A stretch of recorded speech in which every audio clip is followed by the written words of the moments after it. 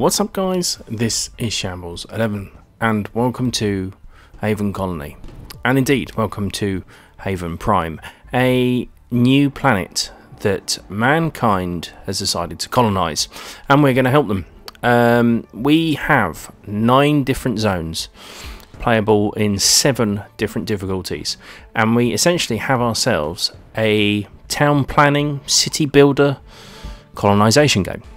We start off with essential buildings, so we have a life support pod, some oxygen pods, the all-important nanomites, and that's pretty much it. From there we build all sorts of things, from power sources to oxygen supplies, water supplies, food, housing, of course, various different jobs, entertainment, security, all sorts of elements to build our cities. Now, there are 2 main game modes. What you're seeing now is sandbox mode. There is the main campaign. The campaign is basically your tutorial, and it goes into a lot more detail and explains things an awful lot more. Everything revolves around a soul cycle. Now, if you see in the bottom left, you see we've got these little snowflakes section we're in, the green with the blue bar. That is night. At night, obviously everything's dark, solar panels stop working, and food practically ceases to be made.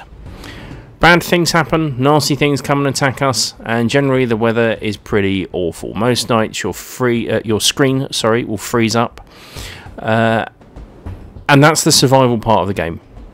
During the day, everything is a lot different. It's basically planning for the night. Now, if you play the tutorial, if you play the campaign, the first world, the first section you encounter is essentially a tutorial, and it guides you really nicely. I am not very good at these games, and I don't have too much experience.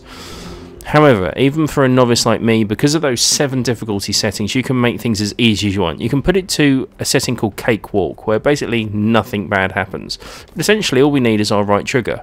This brings up everything we need, from residential through to the drone management, which are your nanos, that are the all-important thing, security, food, health, water, air, happiness, and these lovely little tunnels. Now, the tunnels connect everything. Obviously, being on a different planet, we cannot breathe the earth.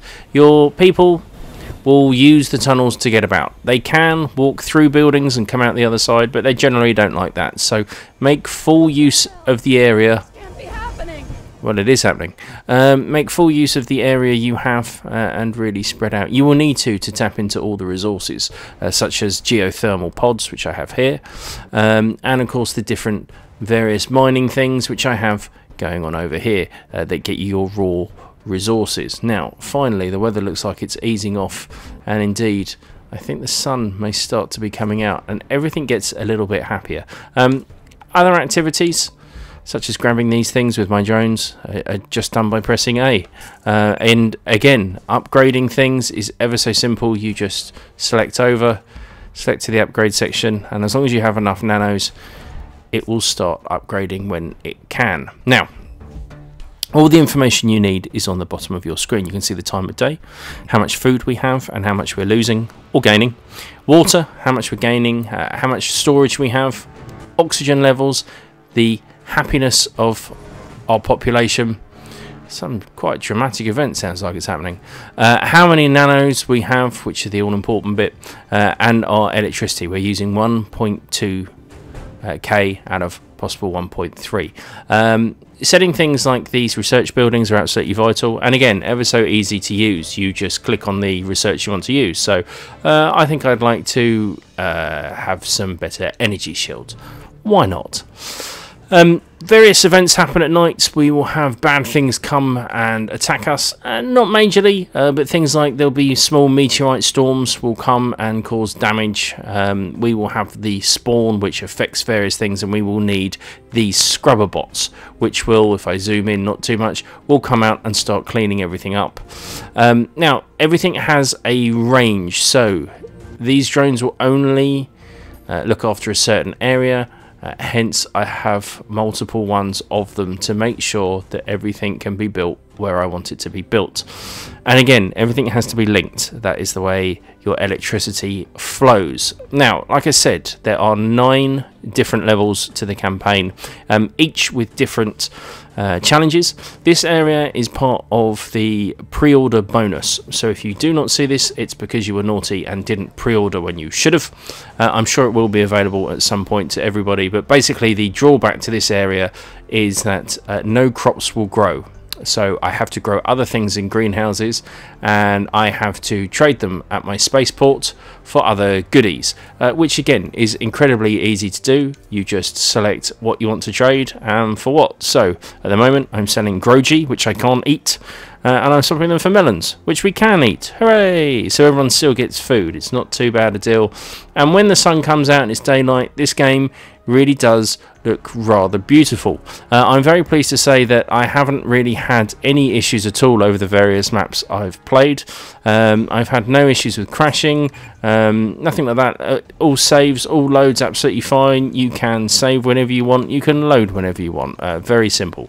You can also speed up time if you want to zoom through when you're just waiting to collect stuff, and of course if you need more time to see what you're doing, you can indeed pause the game to take a better look. Let's take a look at the achievements. As you can see, a lot of them are just for playing the game through, complete so-and-so, 10 retail centres. A lot of them are things like build 100 farms, and of course just play the game through. So getting the different ranks are done by completing various levels, and of course completing the various levels as well will nab you an achievement. Pretty straightforward, but one you're going to have to put a few hours into, which by no means is a problem. I have absolutely loved this game, and as I say, I am not the biggest city planning expert at all. I don't play that many of these, but this has just absolutely drawn me in. I love it. From these little police drones, the people walking around, all the buildings seem to have something going on. They make the different noises. They all do different things, but it all makes sense, and it's very simple to do.